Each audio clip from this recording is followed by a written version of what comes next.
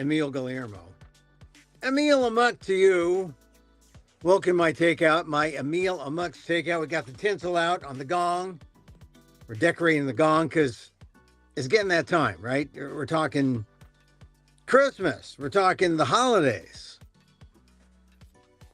It's feeling like it. It's cold. We weren't going to do this today. We were going to do something. I mean, we were just going to replay yesterday because there was so much news yesterday, but it turns out there's so much news today. We got to talk about the Supreme Court. We mentioned it yesterday, but now the Supreme Court has said that they made two rulings. One, they said that the gerrymandering maps of Texas can be applied. That is a victory for the Trump administration. And then in another sort of semi-victory, a lower court ruling that said birthright citizenship can stand. Well, the Trump administration appealed to the Supreme Court, and the Supreme Court said, well, we're going to hear that case. So, of course, I want to talk to Daniel Phil Gonzalez, my friend, who we usually talk to about these matters on Friday. So he's standing by. We'll call him. We'll talk about birthright. We'll talk about the gerrymandering case. But first, before we do that, I just want to mention, you see the crawl here, Emil Amok's Takeout. This Saturday, I'm going to be in Berkeley. I'll be emceeing the Pan Oakland Josephine Miles Awards. 36 years of that. And yet they don't call them the Josies. They should call them the Josies. They don't call them the Josies. Like the Oscars or the Emmys and the Grammys. No. It's the Josephine Miles Award. She was a poet and a professor at UC Berkeley. The Pan Oakland Awards, Pan stands for Poets, Essayists, and Novelists. It's the working class PAN. PAN is an international organization. The Oakland chapter, I'm proud to be a board member. That's why I'm emceeing with Tennessee Reed. See the awards, the 36th annual awards. It's free. It's at the Berkeley Rep. If you want to know what the literary grassroots scene is like, check it out. Berkeley Rep on Adeline in Berkeley. It's free tomorrow at 2 o'clock. And lots of awardees, very diverse, very multicultural. William Wong, former Oakland Tribune columnist, will be honored.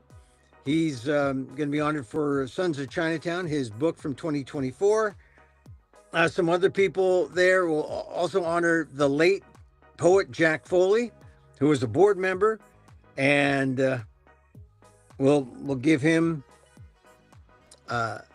it's not going to be the big memorial send-off because I think there's one planned by the family later, but we'll be having a very special portion of the program dedicated to Jack, local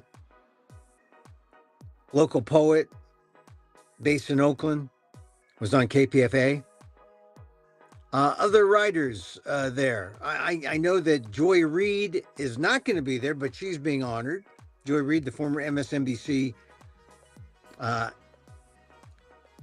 anchor commentator. And Ishmael Reed will also be there, co-founder of Pan Oakland. So it's going to be a good gathering of East Bay, Northern California literary folks, Oakland poets, essayists, novelists, Pan Oakland, the working class Pan. Catch them tomorrow, Saturday, 2 p.m. at the Black Repertory Theater in Berkeley. It's free, 2 p.m. Catch that. And also, if you're interested in stuff that I'm doing Christmas, December 15th at the Marsh in San Francisco, 7 o'clock. The Monday Night Marsh, I'm doing a little 20-minute series of stories, Christmas stories about the season. So catch that on Monday, December 15th. And then if you say, hey, I missed that Emil Amok 69 show you were doing, I'm going to do an iteration of that in San Francisco at Potrero Hill at the Solo Fest, the Playground Solo Fest in Potrero Hill. So catch that. And you can catch that I'll put a link on my website, amok.com. and find out how you get tickets.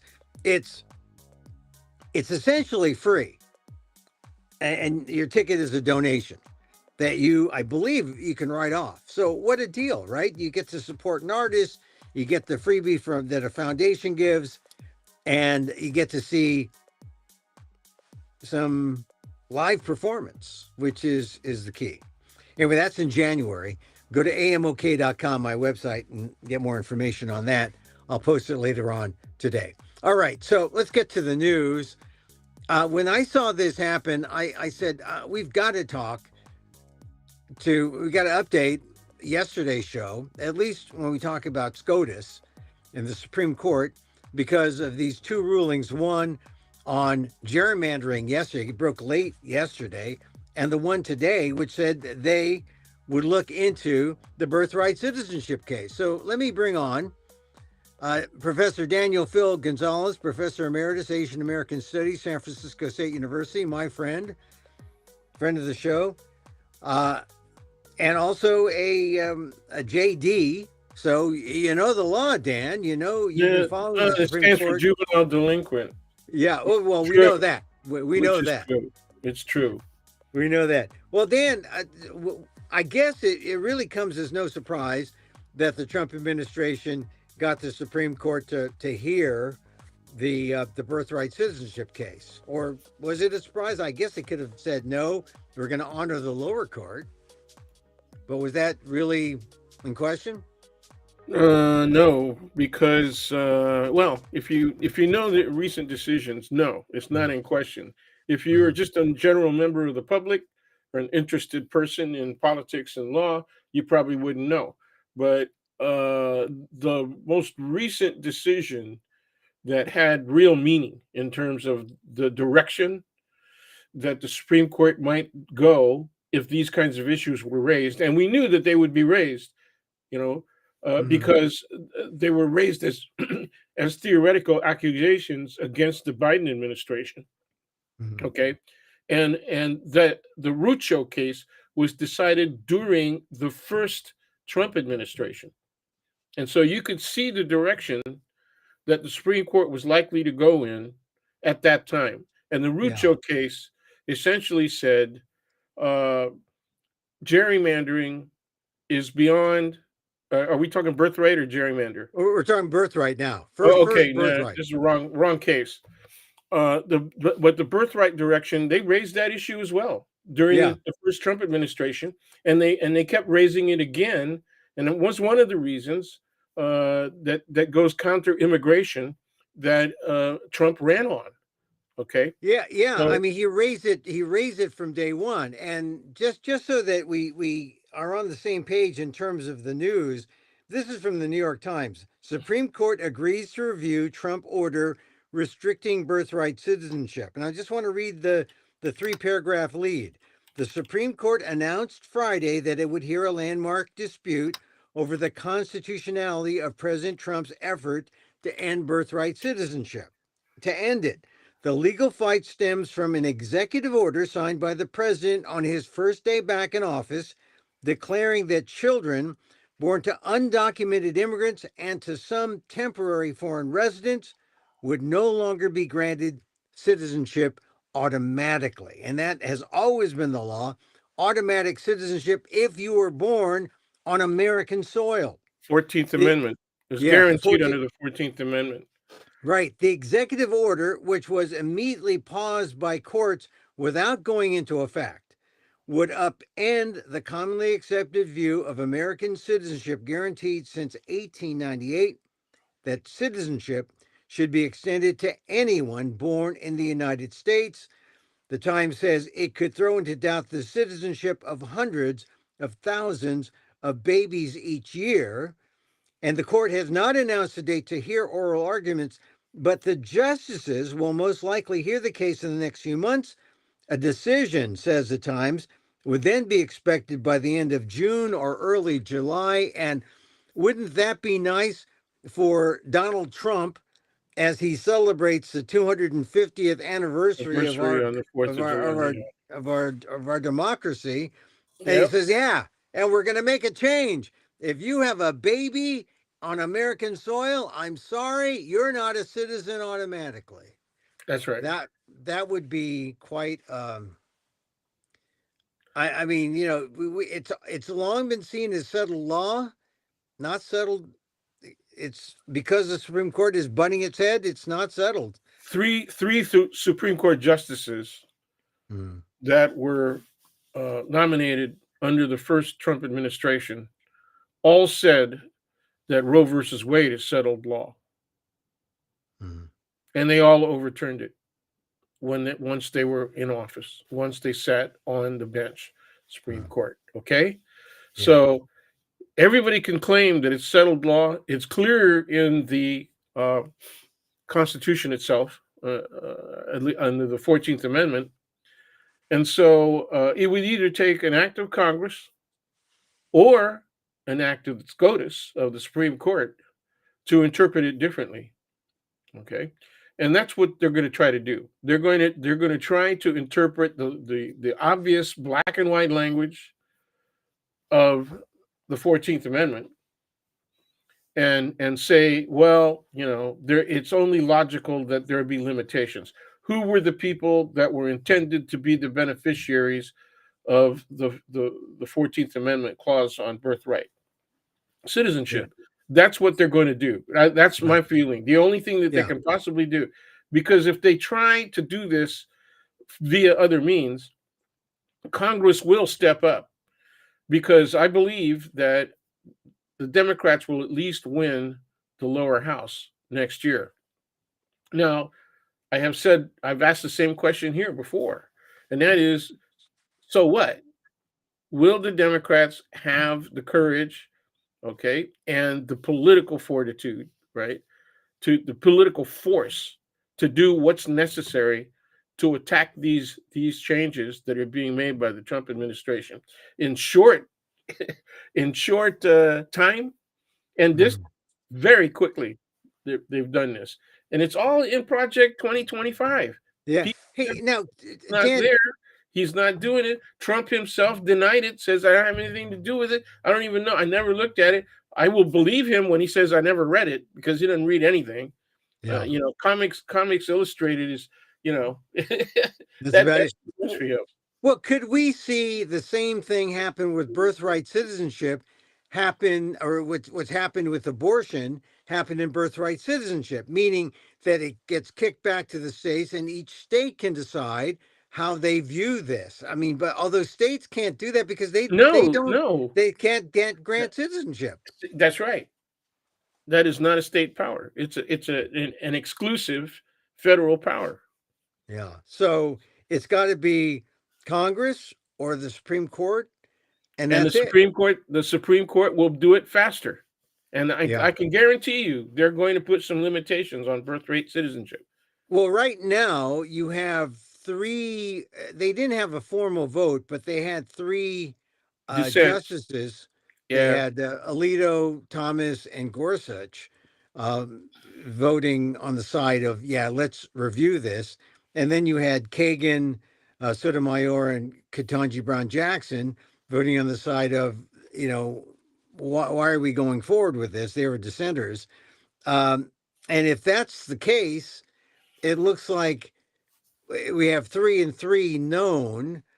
Is there some wiggle room that might tell us who might be on the winning side? Roberts, uh, Coney um, Barrett, Tony Barrett, and Kavanaugh. Kavanaugh. Yeah, but they, Yeah, well, there's always a chance. There's always a chance, and I said the best you're going to get out of this court on these kinds of issues is 5-4, yeah, and the question is always which two will yeah, side with the typical, let's say, critics of Trump policy and Project 2025 policy, right? mhm. So it's all predictable. It's very predictable, and, Emil. and, That's and the so, problem. well, what should people now? Uh, I mean, they know this thing will be heard with a decision possibly by June or July. What should, I guess, if you're pregnant. People who believe in birthright citizenship should be screaming it out loud every day, okay, Mhm. and screaming it particularly at their congressional representatives, whatever their party affiliation might be. Okay, they need to Mhm. be doing that. They need to be also organizing at least on the talk to talk neighborly basis, right, and ask people whether or not they believe in birthright citizenship. Here's the problem. I think 40% of Americans would say, nah, that's too much. Giving people an automatic right just because they're born here, that's too much. And you know why? Because they're racist. That's Yeah. why. They want to Well. protect whiteness in American society. I know, once again, I'm going to sound radical as hell, okay? But the Mhm. reality is, okay, now people are talking in terms of what white, not just white privilege, they're talking in terms of what white supremacy means. And what you're doing, you're seeing it, you're witnessing it right now. Mhm. However difficult it is to accept, I have Yeah. a hard time accepting that. Yeah. I have Well. taught about it for over 50 years, and in every inch and every moment that I've had to deal with this issue, it's been Mhm. difficult for me from an Yeah. emotional point of view as well as from a professional, legal, political point of view. Well, the argument has always been that, well, what the conservatives will say is this 14th Amendment was always intended to grant citizenship To to freed and stay with slaves. to freed That's right. slaves, That's and right. it wasn't for immigrants. It wasn't for quote foreigners, That's but wrong. now. The reality is that there was a more progressive element within Congress, just as there is a radical right extremist racist element, right, Mhm. in Congress and in the general population. Okay, because those people wouldn't be in Congress unless there was a general portion of the general population that supported that and believed in these things. Okay, Yeah. there is also a progressive or liberal side. And those people understood that the language that they were adopting into the 14th Amendment had potentially broad applications. And they intended that. So just as the right argues that that was not the intent, there is reality is if you look at the history and you look at the documentation of the actual arguments on the floor of Congress, the left definitely intended that. Now, in those days, the left was Republican Party. you Yeah, right. know, And the thing is, most of them were adopting laws that were fairly standard. I mean, this is like English common law. Yeah, you're born on the soil. You that's right. are It's the soil you argument. That's correct. yeah. You are a bird by There's being that. born There's on the that. soil. There's that Harvard history background. You know. Well, wait a minute. Yeah. But also, look, let us not forget the Wong Kim Ark, Mr. Wong, Yeah, born in San Francisco. the one case, right? The Yeah. one case of the 19th century that went in the direction of an Asian American. Yeah, born in San Francisco, Yeah, yeah, yeah. goes back to China to visit family, Just a comes vacation. back, That's right. is And they said, halted. no, you can't come in Yeah. because you ain't a citizen. So, I mean, this case has really stood the test of time since 1898, and Yes, it's meant something to Asian Americans yes. in the Bay Area, And in it's San terrific. Francisco. Yes, it's terrific. It's a terrific case because as soon as you see the name Wong Kim Ark, you know who it's about. Yeah, You know it's about, at least you know that it's got to be about some kind of Asian. Okay, yeah, and if you've had any contact with any Chinese at all, right, mm, you would recognize the name as highly probable that it's yeah, Chinese, and so yeah, it automatically becomes a third world case, a yeah, person of color case, right? And so that's what makes it wonderful. That's what yeah. really makes it wonderful. Not just that specifically it's Chinese, but that it would apply to all people of color in similar circumstances. And the fact that it stood up since 1898 is really remarkable because throughout the 70s and 80s Oh and the yeah, sure. 90s and the early Especially 2000s. in California. Right. I mean, there have been attacks against birthright citizenship, and every time it comes up, you kind of want to roll your eyes and say, "Not that again, not that again." And it's always been strong. The feeling, for birthright citizenship that it has never gotten to this stage, but it has. Is it Yes. just Trump? Is it not just Project No. 2025, but is it just Trump? What got it to this stage? So is it the browning of America, that fear, Yes, that xenophobia? it's the coloring of America. No, it's not Yeah, just the browning, but I mean, yeah, that's probably a majority of the direction of tint. yeah, But yeah.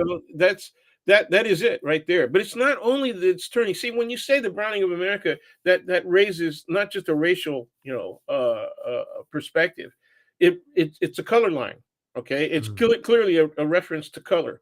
That's too simple. It's not just about color. Okay, because if we were people of color, but we didn't challenge anything about the existing norms, values, and status of people of color in American society. If we didn't mhm, challenge white supremacy, then everything would be fine. They wouldn't care that we're a different yeah. color as long as we play by their rules. Okay. What has happened is simply by trying to live the American dream, we have moved from poverty, abject poverty, right, where Mhm, most people of color were before 1970 or so, right, before the Second World War for sure, right, when racial segregation was the absolute rule of the land of the entire country, right, where the miscegenation didn't get struck down in California until 48, and it didn't get struck down as federal law, federal court 60s. decision, until 1967. Okay, Yeah. so a lot of the people that experienced that are, in our age group or slightly younger, and they're familiar with that. It shocks the younger generation when they hear how recent those kinds of decisions were made, and now they're watching the reversal of those decisions by a single court. By a single court, it took decades, it took generations for Mhm, people of color to get any kind of movement towards equity, social, economic, political access, right? It took generations to get to that point, and we didn't realize it in real terms until the early 1970s. It right. looks good in the mid 60s because court changes, right? Court makes decisions that move in that direction. But how is it felt in real terms on the ground for people of color on a day-to-day basis? They still had to go to court. They still Yeah. had to get zoning struck down, right? Right. Redlining, all those kinds of practices having to do with economics, home ownership, right? Among the Mhm, top. One of the top values in American society is being able to get a job, get an education, get a job, and be able to afford a home because you had adequate income, right? So Dan, in terms of reversals, if this happens and they reverse the 14th Amendment and birthright citizenship, I guess it would be right up there with the reversal of Roe v. Wade. It's even beyond that, because the application of Roe v. Wade affects specific people. It affects women. Okay, Mhm, okay. Birthright citizenship would affect everybody, regardless of race, class, gender, sexuality. It would mhm. affect everyone. And if you are out to make policy based on xenophobic perspective, an anti-racial perspective, this would be your home run. Oh yeah, this would be a great. I would say this would represent for me the middle of the road towards an I can't say absolute, but a nearly absolute establishment of white supremacy in American society. So, like a complete reversal of Civil Rights Act, voting rights. I mean, it would really go beyond.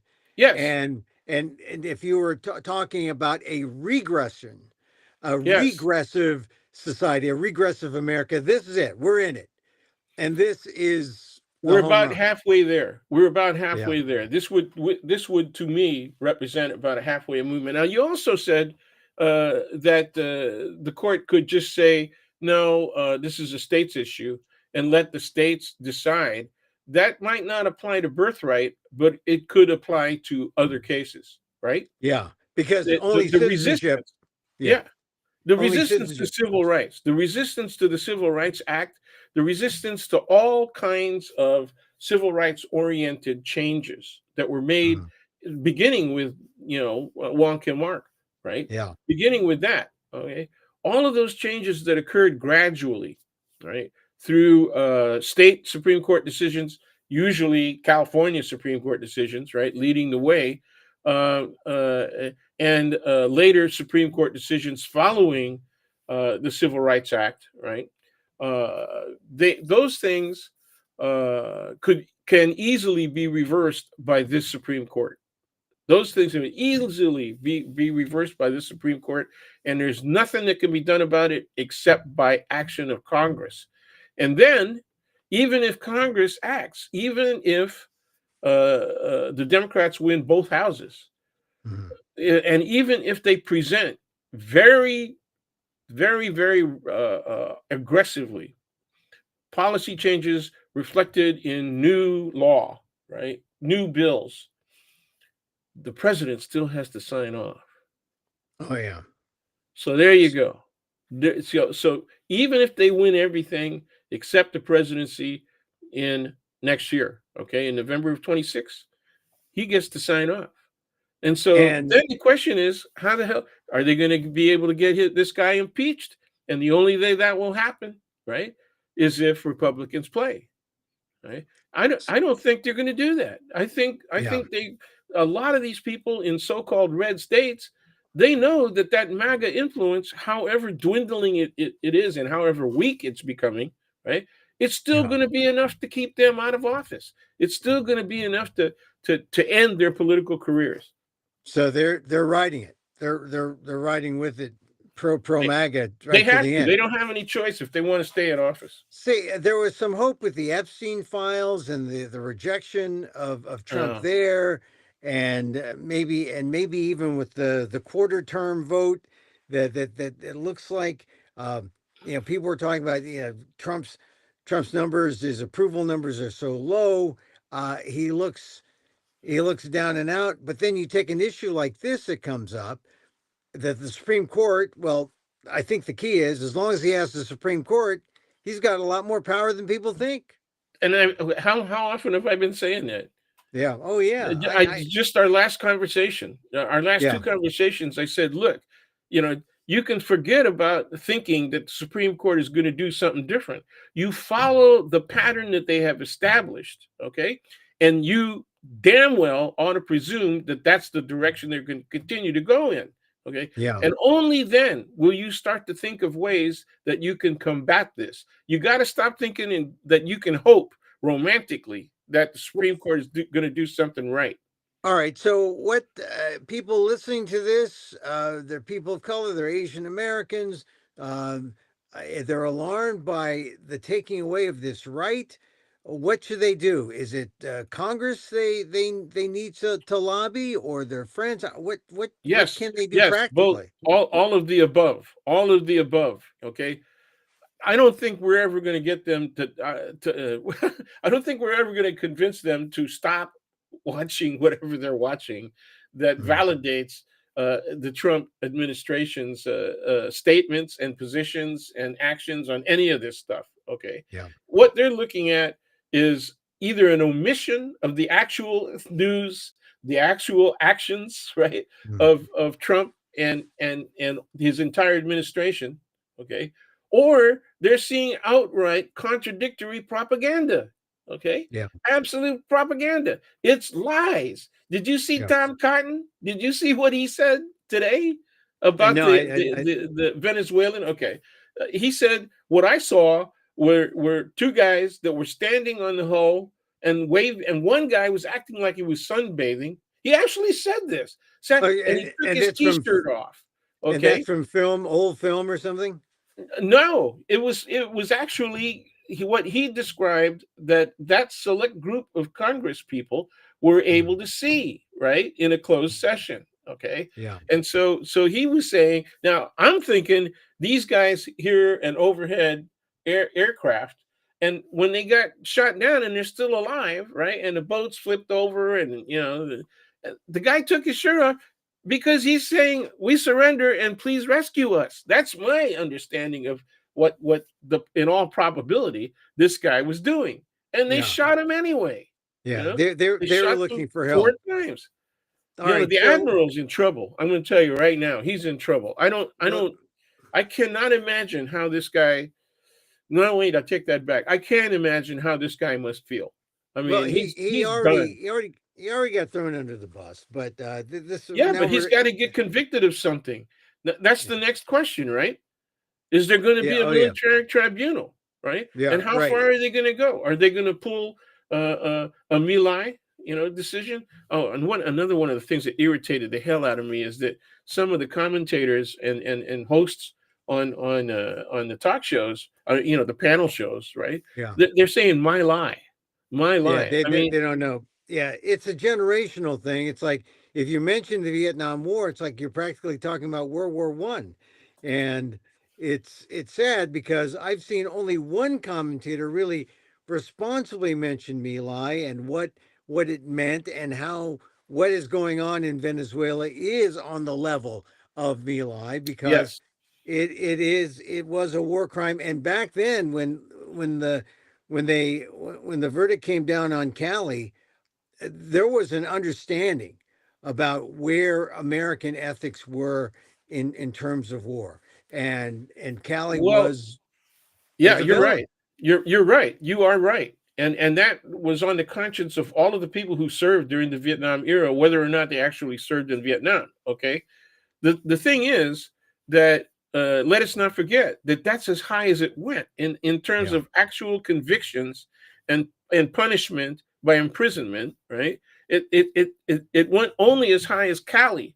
And the guy that was taking the brunt of the blame was Medina. Remember the sergeant? Oh yeah. Okay, Yeah. a person of color. That's the way it works. And so Yeah. the only thing, the all of the upline, right, brass Yeah. They were protected. associated, yes, all they had to do was resign, Yeah. and they didn't lose retirement or anything. All they had to See, do was resign their commissions. well, so look, this is just another one of those things where all these issues, any one of them would be like major headlines.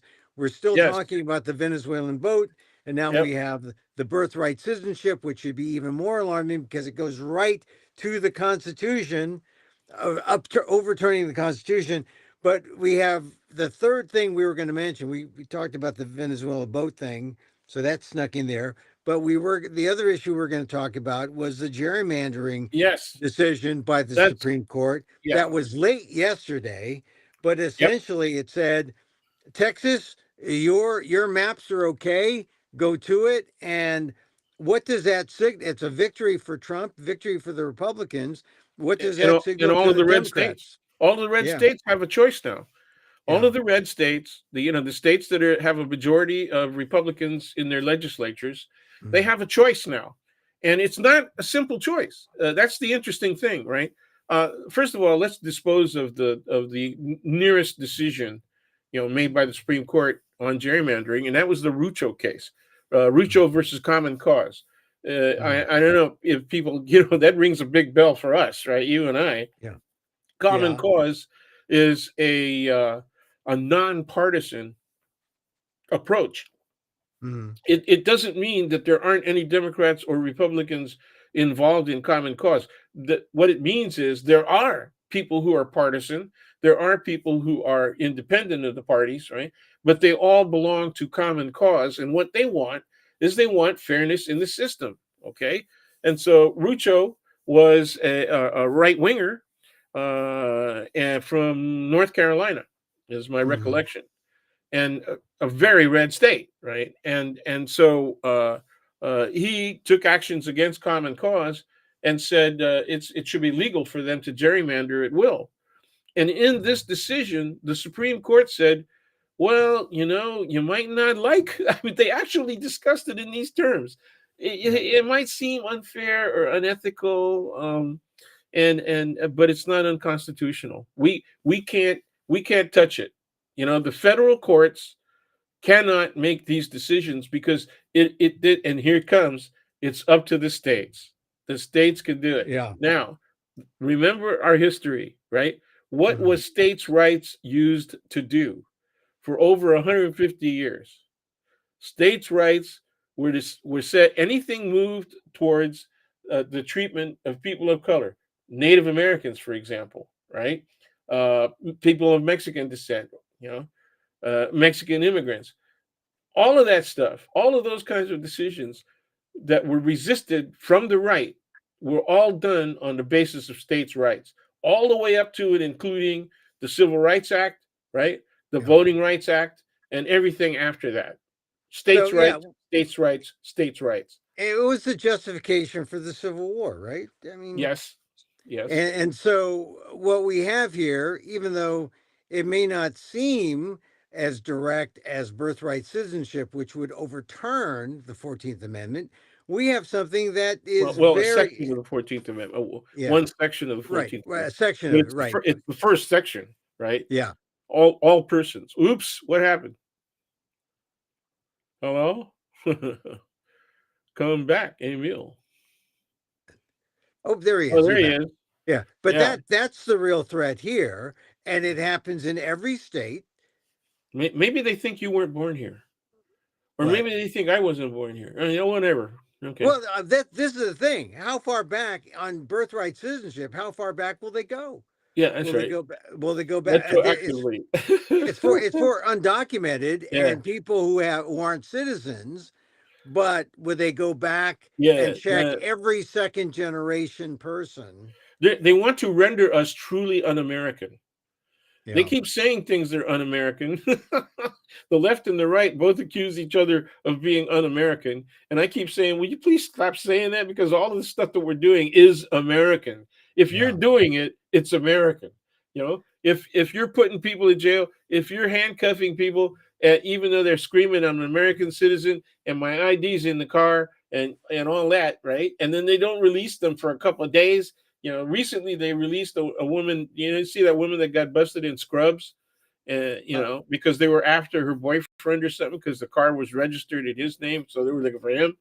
And that was recent. That was just within the last 24 hours, and yeah. she's screaming her lungs out, and it got broadcast because a reporter had been given a tip that ICE was going to be in that area, and he was just hanging around waiting to see them bust somebody. And sure enough, he caught this stuff live and in action and put it up on the web. So that's journalism. Remember, Yeah. I'm Well, I hearkening mean, to your last conversation, which is the youngins don't like journalism. Well, that's well, too bad. they want the if they see it, seeing is believing as long as it's not Instagram, man. propagandistic, unless it's In, not in, AI or fake. But that's why the journalism through their phones. They got the goods. They got the Man, video. they don't want to That's read. Okay, they don't want to read. And you've yeah. always asked me to reflect on my own experience, and we all say the same damn thing. Young professors that join us, and they're starting to teach their courses, and they say, how do you get them to read? And Uh, I said, you know what my answer is? Do you have a gun? yeah. No, well, hey, look, there are all these apps that do audio, and you stick the word, or you stick the text, or you stick the website, and they listen to it, and it's like I think it's listening our to a fault. It's podcast. our fault, man, because we got them to look at all that liberal crap that was being hashed out on NPR and public But no, TV. You I know, don't know what it you know, is. I think it's I think it's the way it's taught in it's K. Sesame Street, man. It was Sesame Street, dude. If you Well, can't make it, if you can't make it fun, then yeah, you're not gonna make it dig it. entertaining. Yeah, infotainment. That's Yeah, there it I I is. I just know South that. Park. South Park. Yeah. Well, South Park is good. You know my view on Oh, South Park. hey. I think a lot of people don't realize how bad reading is taught in schools, and how people have issues when it comes to reading, and Oh and man. it's a turn off. And I just know that if you're not ready to read by the time you get to college, you're not going to get through college. I mean, several classes I was in, the reading list for that, for college. My God, it's like, it's there's a lot, and I didn't have any apps, no apps, No, that you could. it's freaking scary, man. Yeah. Especially if your professor was one of those people that was in love with classic kind of treatments of a specific Oh, subject matter, they'd be reaching back into the late 19th century, right? oh For yeah, yeah, very philosophical treatises on contemporary issues. And they yeah. give you all of that, and you're sitting there with a thesaurus in your lap, right? You know, Yeah. Eh, Well, look, look at the model. If the model is Donald Trump, who doesn't even read a briefing, yeah. then people say, "Well, he's president. I guess we're okay."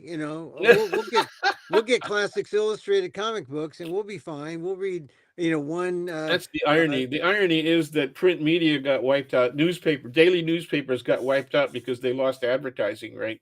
Yeah, Subscription wasn't enough, and so they lost advertising, and that was the end of that. I see the resurgence of small papers now because online publication, right, yeah, has grown, and it's substituting for a print, yeah, and that's good. I mean, a lot of the sources that you and I use are quite good, quite yeah. dependable, even if they're a However, little conservative. Like the San Francisco yeah, Standard, I think is middle right, yeah, and but they do a damn good job. They that's do a all damn good VC. job of reporting. Yeah, that's all VC funded. They've got some good, especially some good Asian reporters.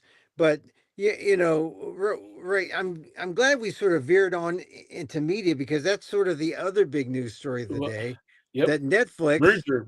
is going. I mean, here's the thing about media: we love the media, or we no, not media, technology. We Okay, love technology because it makes life easier for us, but it complicates everything because it puts us on this moral plane that is not moral. That is, that then call it monopolies are good. an Yeah, amoral plane. yeah. It's an amoral It's an plane. aim because monopolies are good again. Oh yeah, Greed is good again. What technology has done is given they used to say cocaine is God's it's God's way of saying you're making too much money. Uh, now, monopoly is God's way of saying you got too much money because you just want the greed factor. You want everything. You want all you want to destroy your competition. That kind of greed mentality I didn't see until the internet boom happened, and people were getting rich off stock options, sure. and Oh people were man, making more money that was than huge. they could dream of. And suddenly, like 100,000 wasn't like the holy grail. The 100,000 was starting pay for a base level engineer, and it went up from there. So I know technology is really even though we're going forward in terms of some advancement, in terms of what the technology does for us, we're going backwards in terms Yeah. of, what's happening to us as human beings. I mean, AI, look at AI, what's happening to us in terms of our values. I don't know, it makes you want to not take a Waymo. Well, yeah. I Yeah, mean, I wrote off ever buying a a Tesla. Tesla. Oh Yeah, yeah. long ago. Yeah. I mean, a So Waymo is actually a good model for where tech it's a Jag. is. Yeah, in I San mean, Francisco they're Jags, and it's a good car. yeah, but what I'm saying, it's a good model for what technology is about because they get rid of the human and it's Right. all about the tech. And the humans are in the back seat, but they're not in control. Well, And there's no values, there's no morals, there's nothing. we have a new competitor now in San Francisco. I It's know Zooks. Zooks. I saw Zooks, yeah. Yeah, I signed up. And I signed up for it. sign up for Zooks. I hope Yeah. they don't crash on you. I Well, don't know. that's the thing. That's the thing.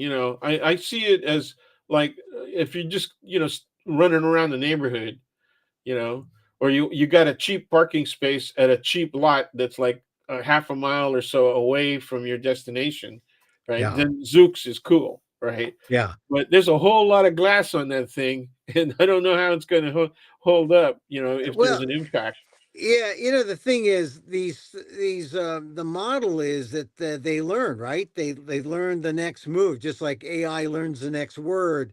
And so I guess if you really wanted to have a driver, if you really wanted to have the Filipino, like remember Amos Burke and Burke's Oh Law? yeah, yeah. You know, remember they had the Filipino driver. If you really wanted that, here He, you can he, have a driver. You get a car, you get a driver. No, oh, there's no driver. You're in the back seat. So uh, I yeah, don't know. he wasn't only Filipino; he was Ilocano too. So Well, that's yeah, he was right. Filipino. Yeah. Yeah, yeah. I No, remember. I remember that that's a guy. special kind of Filipino. Oh It's a yeah. Oh special yeah. I kind of know. Filipino. I know that. I know that. A Being part lot of. of Filipinos, if you ask them, "Are you Filipino?" They'll say, "No, no, I'm Ilocano." Oh well, that's what I am. I'm part of Ilocano. Yeah, yeah, yeah. I'm Me uh, too. Me too. Ilocano, and then yeah. Well, you're Ilocano Visayan. Yes. I'm Ilocano Tagalog. Yeah, that's right. So we're both mestizos. We're You're both. much more urbanized Oh yeah. on that one side. Yeah, I don't yeah. know Ilocano. The Ilocano. Oh no.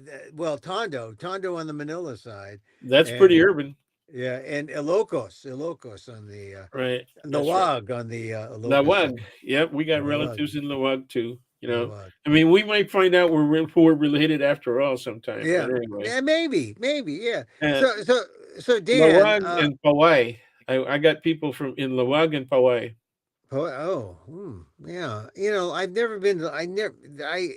I guess now it's okay. There's a big road now. I can get to Lawag, Yeah, it's but pretty. They got a lot of highways. yeah. So, Yeah. Dan, as far as the gerrymander thing, I guess it's a good thing that the Californians voted for 50, right? Yep. Because Yep. Well, yeah. because then California will offset Texas, but if every other red state gets into the act, there aren't enough voters, are there? I mean, Trump can jury. A lot of Republicans who want to stay in office and also who want to have their party and the country survive Trump and MAGA, right? Mhm. They're warning their populations that we should not go in that direction. And Yeah, there's conflict between Republican governors and members of their Republican legislatures at this point, yeah, because some of those members do not want to engage in the kind of thing that Texas has done and that California has done in yeah. response.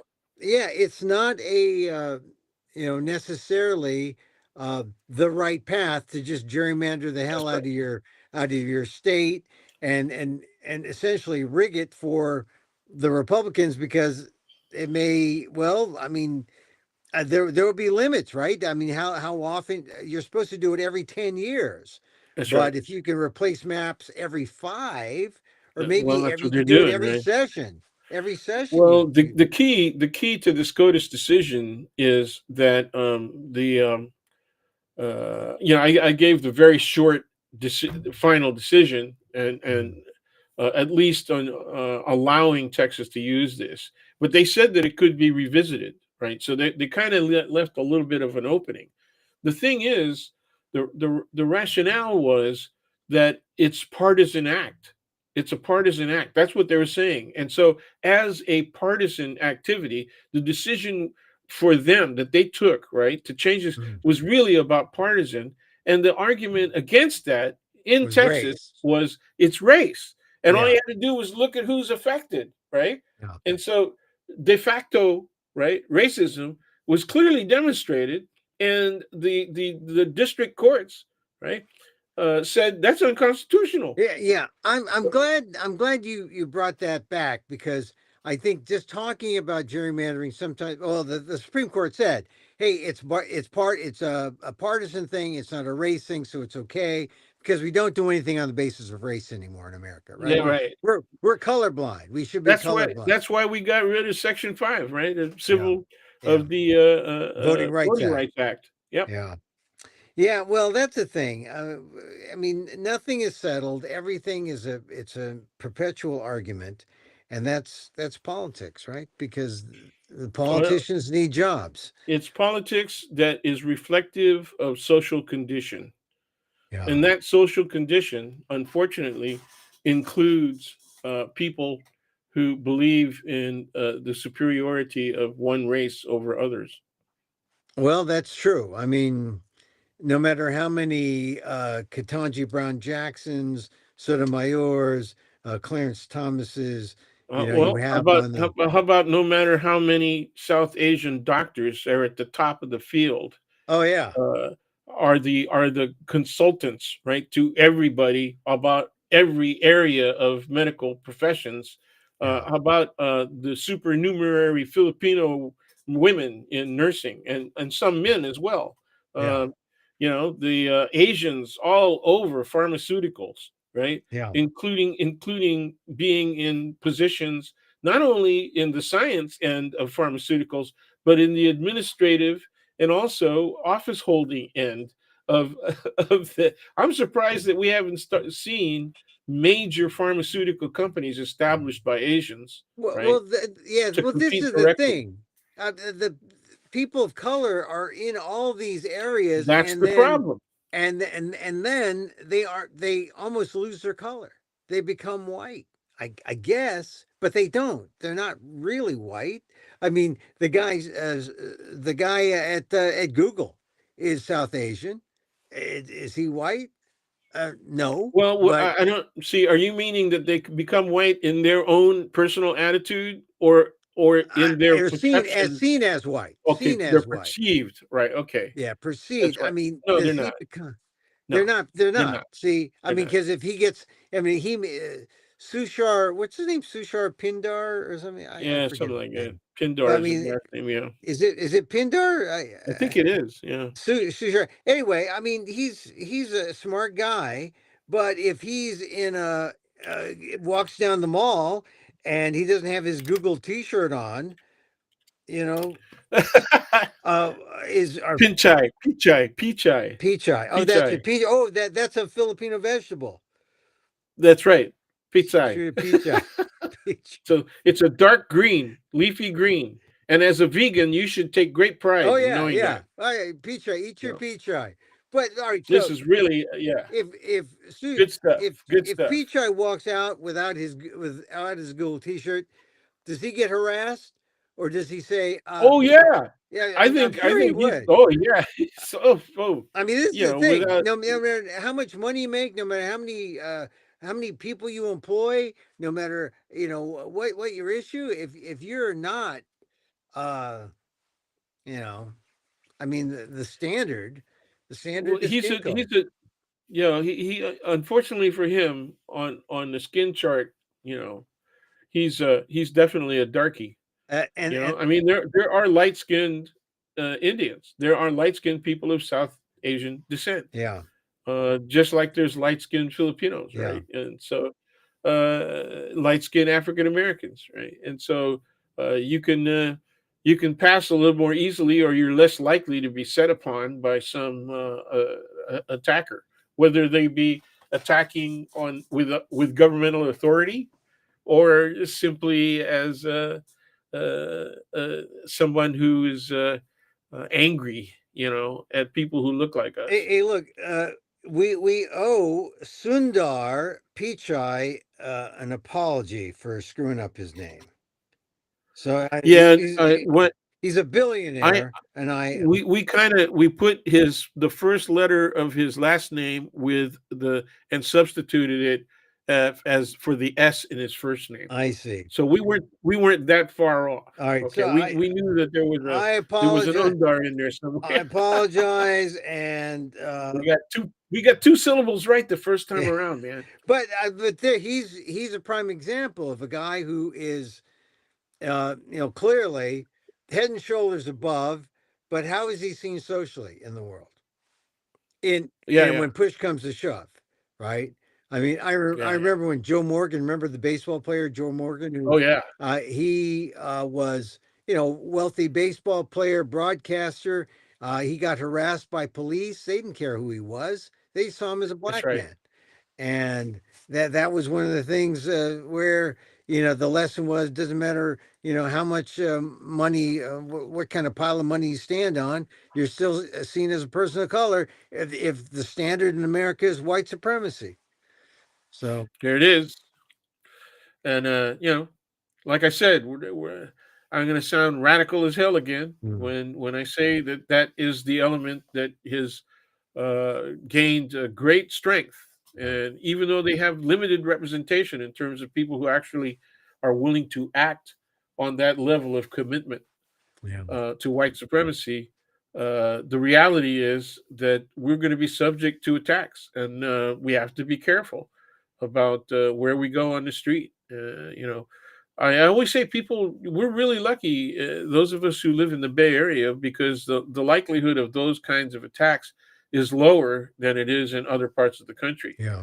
uh, including the big cities on the East Coast and in the Midwest. Well, Uh, Dan, yeah. I mean, you're right. We're lucky because we look like the people who live here, right?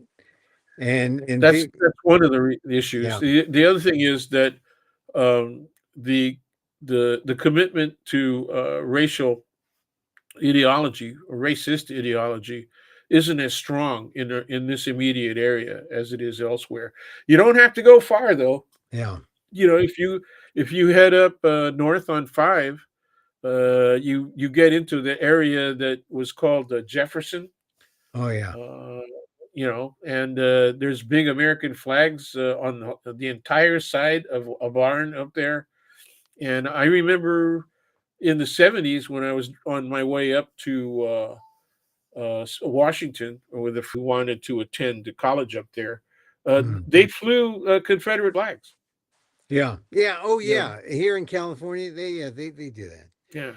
So Dan, I was gonna like wind this down, try to not go an hour, but I did want to mention. I mentioned this earlier. Did you know Kerry Hiroyuki Tagawa? He was a Japanese American actor born in Tokyo. He was in Mortal Kombat, and he was in The Man in the High Castle. Did you know him? No, I didn't know him. I mean, did you know? Have you do you recall seeing him? I just Oh yeah, remember sure. his. I just remember his name, and I see him in all films that had Asians. I mentioned him. He died. He was 75.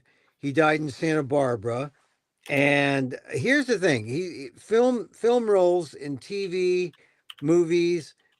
Started in 1987. He appeared in Bernardo Bertolucci's Oscar-winning film *The Last Emperor*, and I mention that because another one of my favorite Asian American actors, Victor Wong, Yeah, was in *The Last Emperor*. And yeah. Victor Wong, I knew as a kid when I was in high school. I knew Victor Wong. He was working at KQED, and I was like a high school intern, and we Victor was talked. a great guy. He was Yeah. he was in on the I Hotel before it became a big deal. I Oh mean, yeah. Well, he was he yeah, he was part of the around. scene. He had a camera with him all the time. He was always Yeah. taking pictures. Yeah. He Now that I see Cary Tagawa, he looks very familiar. He's Oh been yeah. in a lot of great movies. He's played Anytime. everything from hero to gangster, Yeah. and he was an excellent actor. Really E- good.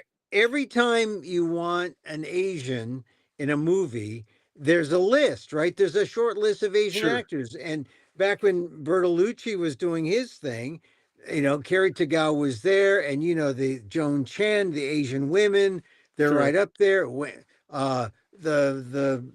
Wang, the director, they were all part of that cadre. The Joy Luck Club, right. and then you had, like I said, Victor Wong. But when I saw this, he was born in Tokyo, but his father lived in Hawaii, and he was a military brat. He grew up mostly in the South, and so I just think when people see Asian and they see an Asian face in a movie, if you look for Kerry Hiroyuki Tagawa and look for his picture, and there he is there. Yeah, he was really a great actor.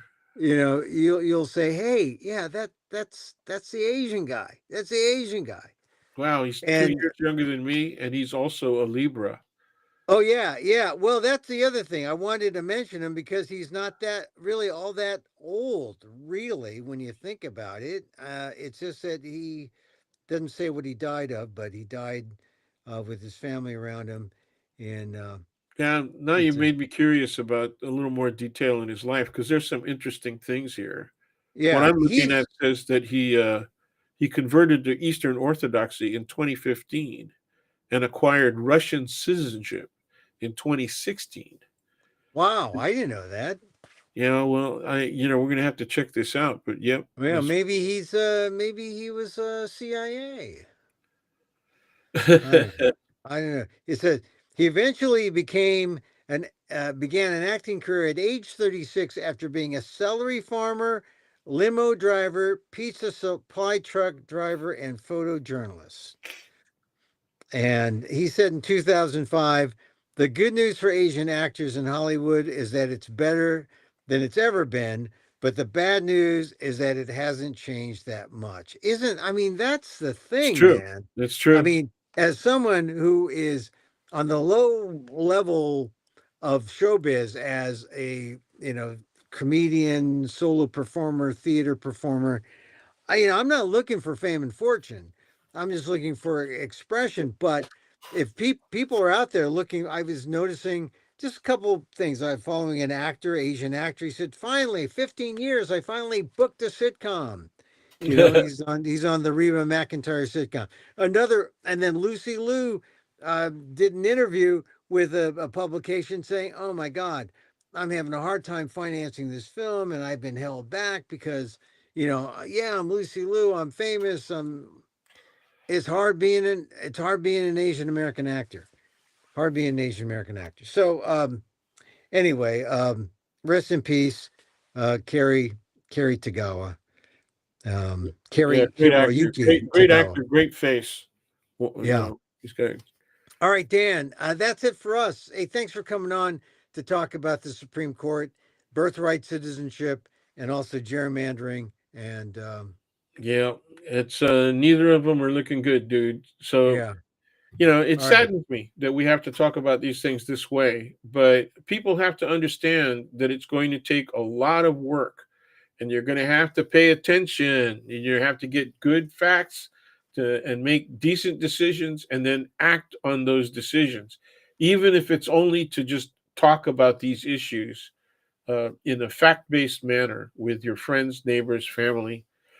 That's what needs to be done. I'm going to do that today. I'm going All to right. do my weekly call to another set of the relatives, one side of the relatives, and bring up these issues.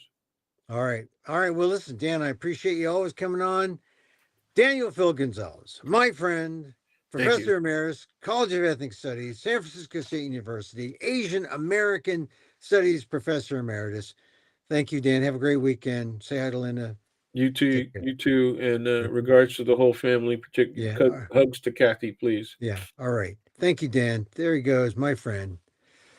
It's tough. It's hard to but you pick yourself up, you keep going, you keep fighting, right? People are like, oh, we want those politicians to fight for us. Well, we can do a lot of fighting ourselves, contacting the right people like those politicians and Congress. I don't know. They've got their hand. We got our hands full. We've never had a news cycle, a presidency, a society where we're going backwards, all at once. Never had that before. Where we're supposed to distrust each other, hate each other, right? The guy who's ahead, the team leader, likes dissension, likes division. Never had anything like that. So let's begin the end of this show. Hey, I just want to remind you, I'm emceeing. Talk about the way society is. Penn Oakland is one of the few organizations that's for multiculturalism, for diversity, you think diversity and DI is dead? Not when it comes to Penn Oakland. Penn Oakland promotes diversity in the literary arts. It's the Oakland Penn, poets, essayists, and novelists. I'm on the board of directors, and I'll be emceeing the Penn Oakland Awards. It's at the Black Rep Theater this Saturday, 2 p.m. It's free. Come on by, see some famous authors. And it's at their at the Black Rep on Adeline in Berkeley. That's this Saturday, 2 p.m. Also, I'll be at the Marsh in San Francisco on December 15th, Monday Night Marsh, telling Christmas stories. Inclusive Christmas. Can you be inclusive and say Christmas? Yes, I can. I think I can. Also, check my website, amok.com, for new dates of my show, Emil Amok 69, in San Francisco, January and February. Yeah, yeah. Okay. So, thank you. Thank you for being here. I'm grateful for you. I'm grateful for you hanging out with us, me and Dan. We were going to just run yesterday's show, but catch that. That was interesting. Yesterday's show was interesting. Today's show, kind of because of the birthright citizenship, man, we had to talk about that. Like Dan said, and that goes right to the heart of reversing the Constitution in a major way in terms of people of color in the United States. So, um, Sharon Salzberg, one of my meditation. I have multiple meditation teachers, but I came onto this early on in my meditative career, and I stumbled on it. And I didn't want to write my own. I like hers. I like her loving kindness meditation, and we like to end. And so, as I wish for me, I wish for you. May you be safe. May you be happy. May you be healthy. And may you live with ease. Emil Guillermo here. Have a great weekend.